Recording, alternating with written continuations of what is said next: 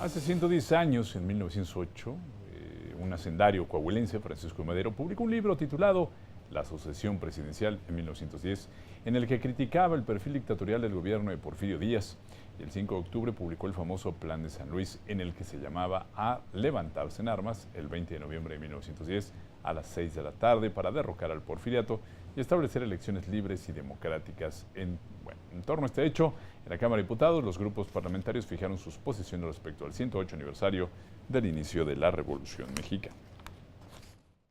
Francisco I. Madero convocó a todas y a todos los mexicanos a poner fin al autoritarismo y a tomar en sus manos la decisión sobre su propio futuro. Junto con Madero, el movimiento revolucionario se fortaleció con la demanda de tierra y libertad de Zapata, el espíritu justiciero de Villa y la defensa de la soberanía nacional de Carranza. Nuestra revolución culminó en la Constitución Política de los Estados Unidos Mexicanos, un pacto político y social que reconoció por primera vez en la historia de las constituciones los derechos sociales del pueblo y estableció la institucionalización de la República que nos ha permitido vivir con estabilidad desde el fin de la guerra en 1917 hasta nuestros días.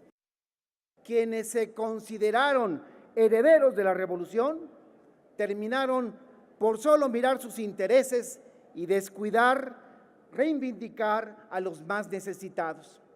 Miren si no, los obreros y trabajadores de hoy ganan salarios irrisorios. El campo de hoy es un espacio de gente buena, pero sin oportunidades de mejorar sus condiciones de vida. El llamado a las armas de Madero produjo diversos alzamientos en todo el país, tal como conocemos todos nuestra propia historia nacional. Y el triunfo del coahuilense en las elecciones de 1911 para que en febrero de 1913 fuera asesinado y la presidencia usurpada por Huerta. De inmediato, la lucha violenta por el poder duraría más de una década. La Revolución Mexicana hizo que el pueblo de México se despertara del letargo político y represión social. Los indígenas y campesinos fueron la base de esta lucha por un país mejor, quienes dieron su vida para contar con los derechos sociales que fueron concretándose durante los años posteriores, como fue la promulgación de la primera Constitución en el mundo en incorporar los derechos sociales. La desigualdad social y la pobreza aún no han sido erradicadas.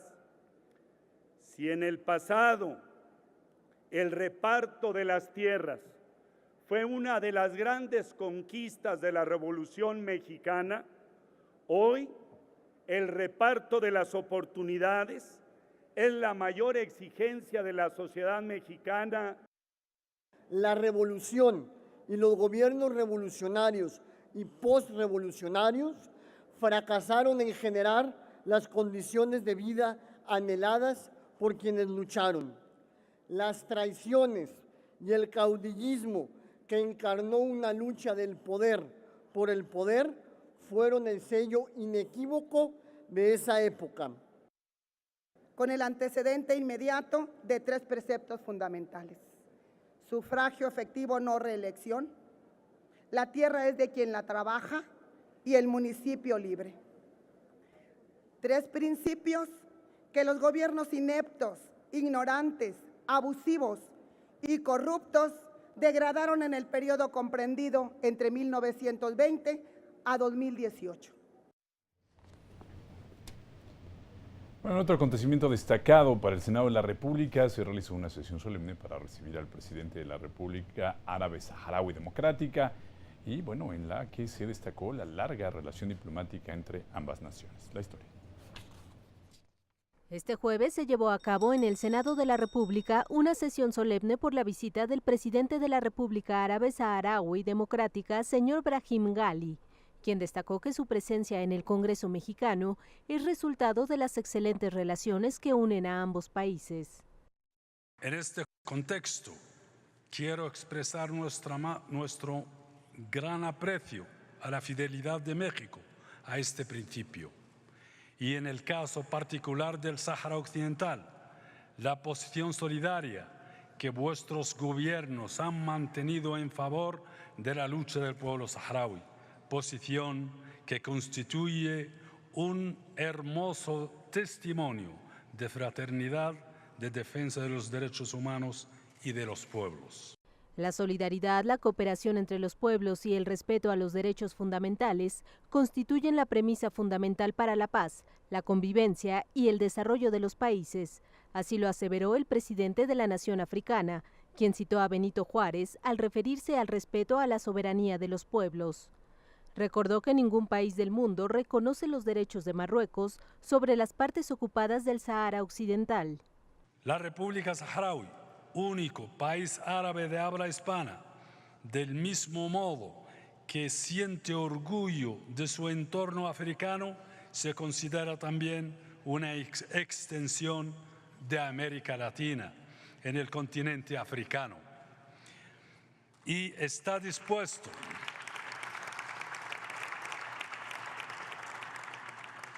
se considera también una extensión de América Latina en el continente africano y está dispuesto y comprometido a servir de puente de unión entre los dos continentes. La rica experiencia de México puede complementarse perfectamente con el amplio abanico de oportunidades y recursos naturales que cuenta la República Saharaui. El presidente de la mesa directiva del Senado mexicano, Martí Batres, destacó que esta es la primera sesión solemne que realiza el Senado y el primer jefe de Estado que visita el Congreso en esta legislatura. Destacó la necesidad de profundizar entre ambos países las relaciones diplomáticas.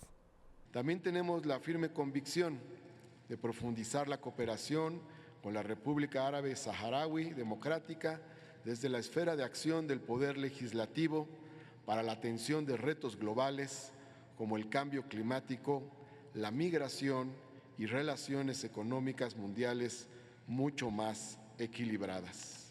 Recordó que en 1979 Jorge Castañeda y Álvarez de la Rosa, en la Conferencia de Naciones del Movimiento de los Países No Alineados, declaró el reconocimiento de la República Árabe Saharaui Democrática como un Estado en la Comunidad Internacional de Naciones.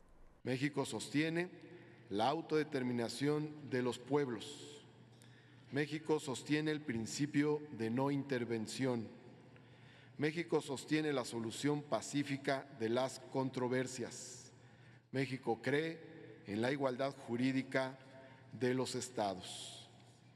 La lucha por la paz y la seguridad internacionales, la justificación última del orden internacional igualitario surgido hace poco más de 6 décadas, no ha terminado. Informó para Noticias del Congreso Isabel Uribe.